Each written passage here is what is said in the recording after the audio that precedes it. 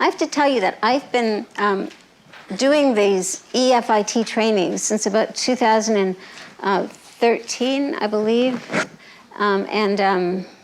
So it's getting easier all the time because now it's a little bit more out there. But I used to really try to build the case for how we can do this, even though there's Sue published on it already in 2009. So I always thought it's important for us to get the roots of this model, like where are we grounded in.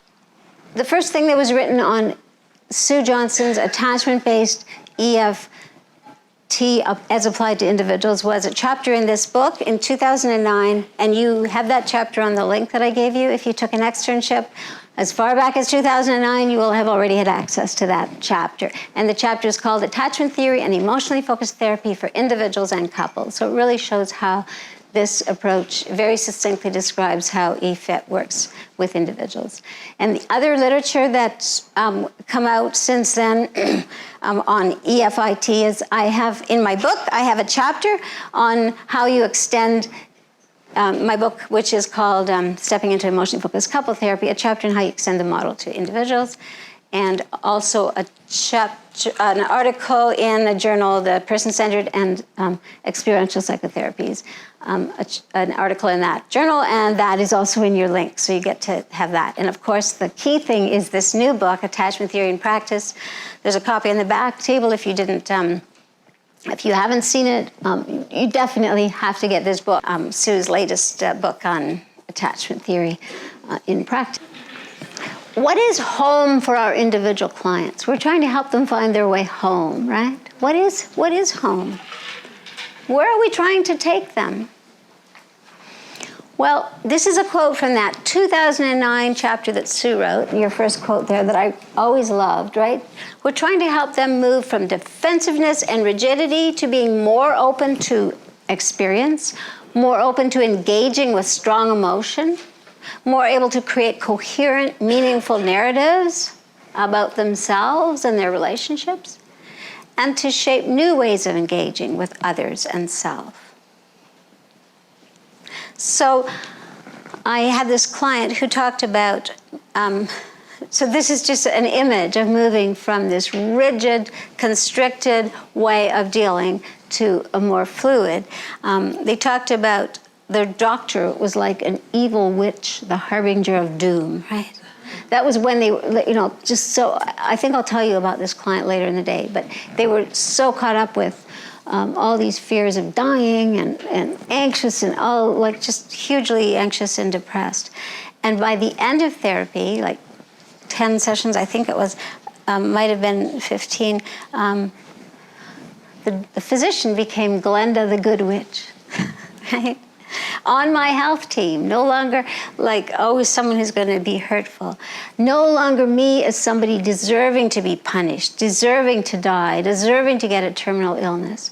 After this client was able to mourn the grief and the losses that they were living and had kind of pushed aside, they were able to find a new way and more fluidity in life. Another goal is we're giving clients an integrative corrective emotional experience in which they explore new ways to engage with their own experience, with others, and the existential dilemmas of life. So you have as well more detail of goals. I think we've probably talked those, but these are the goals that Sue lists in her recent book. Corrective emotional experience to shape lasting change. Transformative moments where clients are able to face unacceptable, frightening, alien emotions. I believe that was phrases that John Bowlby used, right? Helping clients face frightening, alien, unacceptable emotions. When we can face them, right? When we can face them in the safety of the therapeutic room, maybe with another imagined attachment figure on the side, things that were unbearable to even face become transformative. So we're helping our individual clients move into a secure attachment where they feel worthy and where there's some others that are trustworthy. Not everybody becomes trustworthy, but they can make the distinction. when we think about what is our goal, think about what is health, right? What is emotional fitness? What is EFIT? Emotional fitness. Or, as John Bowlby talked about, effective dependency. Yes, even with our individual clients, we're helping them develop effective dependency. It's okay for me to depend on another. I see myself now as lovable and worthy of depending on you, and I'm actually starting to see that some others are trustworthy. Some others are dependable. Health is described, Sue writes, as the ability to fully listen to and engage inner experience, particularly emotional experience, to trust this experience, and to create meanings that can then direct behavioral responses. When I spoke briefly on a video call with the client that I'm going to see tomorrow afternoon, I think something like this kind of emerged, is that as I'm listening for like what might our goal be in our work together, it seemed that some of this coherence, this longing for more coherence, right? She talked about, just kind of being in emotional chaos. And of course, there's nuances to each person's experience of that, but that, I think is a common goal for individual clients. So EFIT, emotional fitness, flexibility, connectedness, resilience, and efficacy.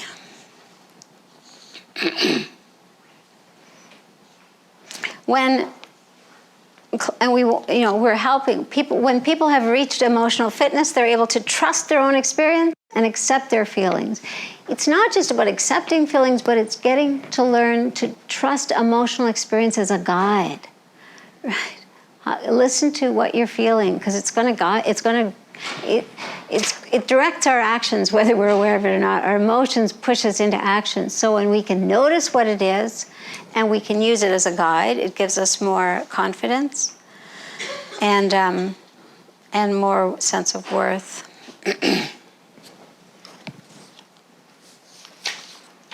So we talk about getting stuck in patterns. Well, this is a pattern of an effective regulation strategy. So if you start on the top left, the person in distress makes a reach to another one. They know they need support. They reach, and the other one responds with connection, engagement, and caring. And the person feels the comfort and support. They receive it, and they're strengthened and able to carry on. Right? That's just a simple way that we reach for support, we receive it, we take it in, and carry on. But there's three big things happening there, right? I need support. I feel okay about asking, right? I trust you. You're safe. And you respond back to a request, and I take it in. Those are three big things. First of all, you could have just gone, Lori, you don't know how to do that yourself, or you could have been as responsive as all, and I could be like, oh shoot, why did I could have done this myself. Or you might say, something, you all know how much, you might give me a compliment and I'm like, blah, right? So that I'm not really receiving it. So then you don't really feel that great either, right? Because you're trying to strengthen me and I brushed you aside. So you see that relational cycle that happens, and you can think of yourself at either point on that cycle. Someone reaching to you for support. You probably do know, because you're all caring therapists, how good it feels when you give support and somebody receives it.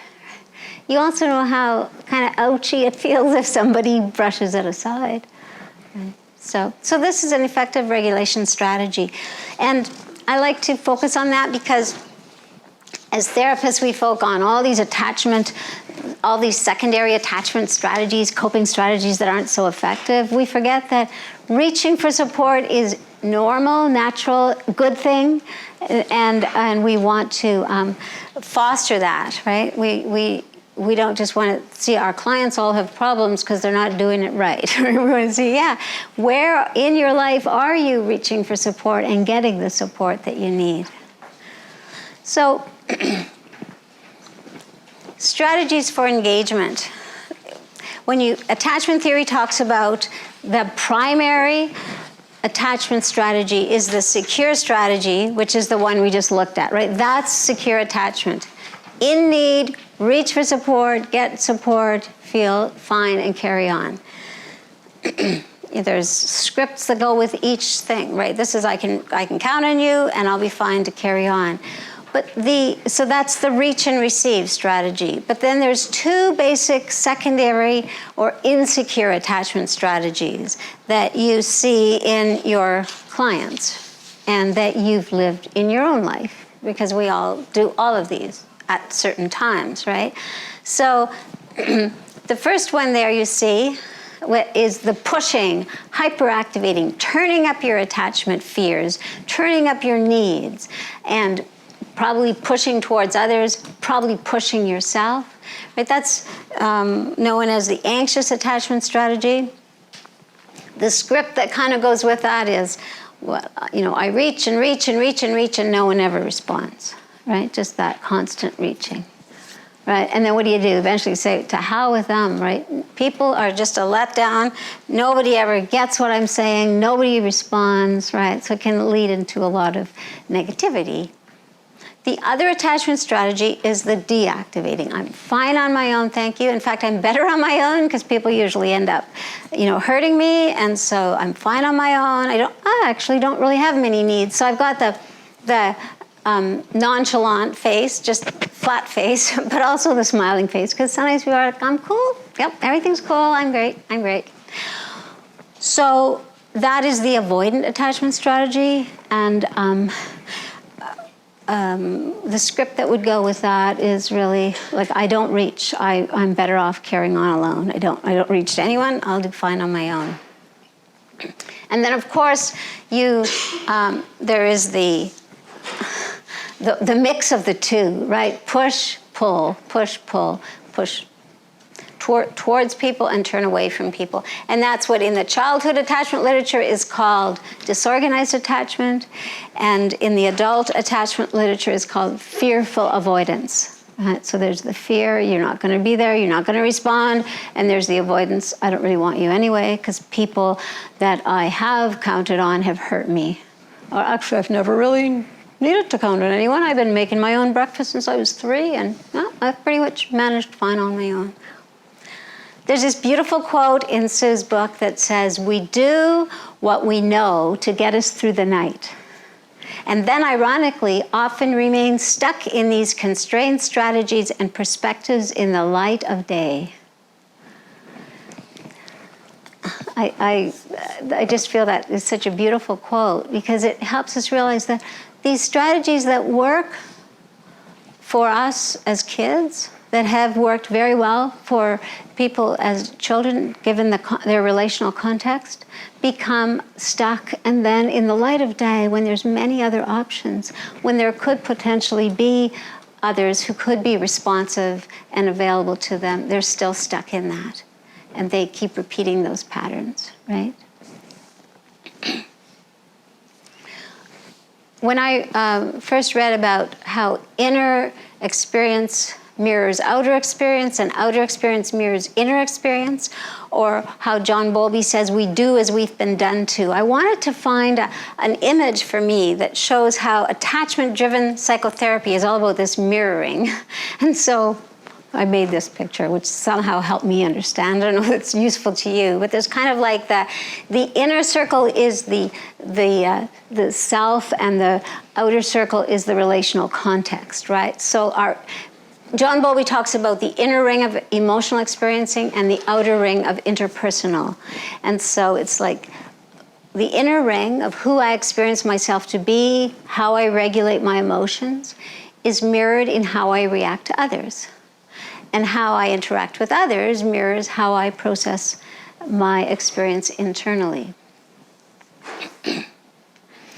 So if you take the hyperactivating, reaching with no success, right? And I end up feeling so critical and frustrated of just about everybody, because I'm always asking for help and nobody responds, and I'm telling people how hard life is and nobody seems to care, and blah, blah, blah. That's probably what I'm doing inside too. I'm probably saying, Lori, like, why don't you ever get your stuff done? Why are you always this? What's the matter with you? Right? So I'm probably doing that internally. So the world looks pretty bad and I look pretty bad on the inside, right? Of course, when you have the more secure experiences and you reach and people respond, then internally there's more of a sense of, I know, right now I'm feeling anxious about this, so I'm going to do something about it. Right now I'm feeling sad, so I'm going to reach out. So the inner and outer experience mirrors one another. Can you think of some of your individual clients? Do you notice that the way they relate to others is kind of how others maybe relate to them and how they end up relating to their own emotion? Like